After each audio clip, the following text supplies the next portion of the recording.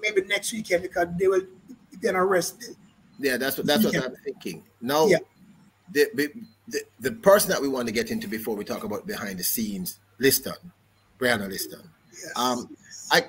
I think I told you this. We have had this conversation. I've been averaging about 65% accuracy in terms of my predictions. I cannot tell you why this is so. I try to look at the numbers and assess.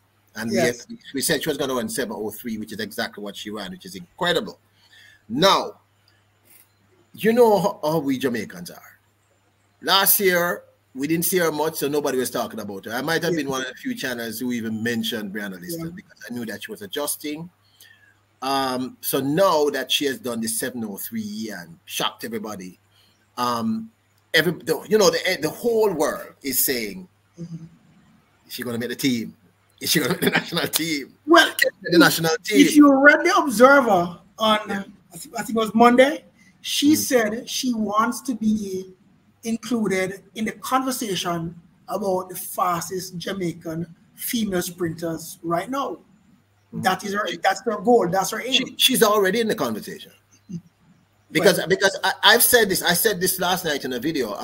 I am convinced that her PB now is about a 10.95. It's about a 10.95. Nobody can tell me I'm wrong. The way she ran that 7:07, that girl can run a 10.95. I don't know if she'll do it out the gate. I doubt that. Not well, maybe not. Take some adjustment, That's what I'm saying. But Peter, to run 7:03 indoors, to run 7:03 indoors, she will run fast. She's going to run fast. But that's what I'm saying. I'm seeing. I think she can run sub 790. This is my opinion, depending on how the transition phase takes place.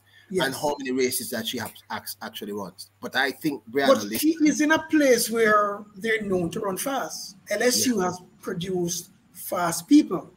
Richardson is Hobbs. Richardson was at LSU. Alia Hobbs, a whole bunch of really fast females have come through that school. Well, one of the things that I noticed is Mayers, Sears, all the other athletes who were standout, by the way. Yes. Great time. 7:08 by Jackson. That's an incredible time. That's no walking. She was disappointed. She was really disappointed afterwards. She was. Jackson, did you get a chance to speak with her or you saw it? No, I saw it. She was, she was really, because I was standing in the media area when she came by and somebody stopped her. And she really didn't want to talk because she thought she had this one, and I can't blame her either. Paul, when they all ran the 7:07 in the prelims, right? I searched and searched until I found a race where you could see them running at you. And when I looked at Brianna did just enough to catch her on the line so she could get her. That's all she did. It was just very enough, obvious. Just enough. She ran in herself. Yeah. So I think, I know you don't do this, you're a journalist, but I'm telling people that girl, I'm seeing, if all goes well, literally I'm seeing the NCAA season. The NCAA season is a long season. And that's the thing. Yes. But what I've noticed, what I was going to say, the point I was going to make is, I realized that her coach, all the other girls ran several different events. She ran on the relay. I know she did the relays. Only the final. And the 60s. That was it. Yeah, that was it. And so it's evident to me that they understand what they have and they know that Brianna Lyston is the person. She did say that though. Yeah. She did say that she was taking it slowly, one day at a time. And after last year, they understand that what she needs to do and all that, because there was some talk about her being too fast for her body or something like that last year. So it's just a matter of going back in the gym, building up and doing what she needed to do. Yeah, but you and I had a discussion about the fact that her at a very young age, her running technique far surpasses almost any other girl in Jamaica at this point at the same age group. Yeah. The way she runs is nearly picture perfect. There are adjustments to be made. Yes. But I think the way she runs is she's street. I mean, I'm talking about people. I'm talking about her technique. I'm not knocking any of the other athletes, but I'm just saying. No, but Peter, to be fair, that 60-meter in the final was almost picture perfect. Yes. In the start, she spoke about her start a lot in the post race interviews, and she didn't get the start she wanted on Friday night, but she got the start she needed because she had to start fast. Yes, because Jackson would have been out. Of course, all of them would have been out there for her. Yeah. So she had to start fast.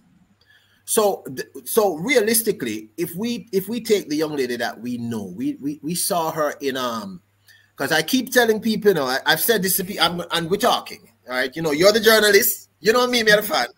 Yeah. I still tell people that the greatest race I saw at Champs was Tina Clayton versus Brianna Lyston. And there was no way in the name of the Almighty that Tina Clayton should have won that race. It should not have happened. And that's why I tell people that Tina Clayton is a warrior. Absolutely fierce battle. That battle, Tina Clayton had the usual terrible start. Lyston was out, as we remembered. 30 or 40 meters in, Tina started to reel her in. About 60 meters in, which is why, Peter, which is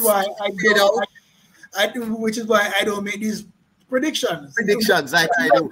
Yes, has to be run first. Yeah. But you see, boss, you're the journalist, but I can take the risk based on the numbers. Yes. I just look at the numbers and try to see in terms of the consistency. But we're talking about two of probably the finest sprinters of their age groups.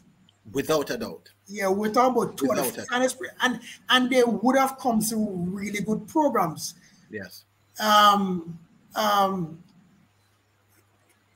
Tina would have come through Eden Allen, which has produced is a powerhouse, a lineup, is a factory, and then having gone through San Diego and then gone through Heidel, she would have gotten that is Lyston, two of the really good programs in Jamaica for female sprinters.